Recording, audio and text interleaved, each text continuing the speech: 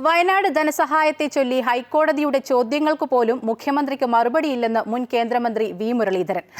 ദുരന്ത നിവാരണത്തിന്റെ പ്രാഥമിക ഉത്തരവാദിത്തം ചട്ടപ്രകാരം സംസ്ഥാന സർക്കാരുകൾക്കാണെന്ന് മുഖ്യമന്ത്രി പിണറായി വിജയൻ മറക്കുന്നുവെന്നും കരുതലും കൈത്താങ്ങും വാക്കിലല്ല പ്രവൃത്തിയിലാണ് ഉണ്ടാകേണ്ടതെന്നും മുരളീധരൻ പറഞ്ഞു.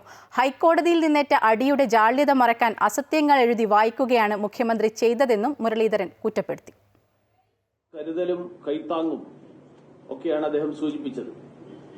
അത് വാക്കിൽ മാത്രം പോരാ, അത് പ്രവൃത്തിയിൽ കൂടി വേണം എന്നാണ് എനിക്ക് അദ്ദേഹത്തെ ഓർമ്മിപ്പിക്കാനുള്ളത്.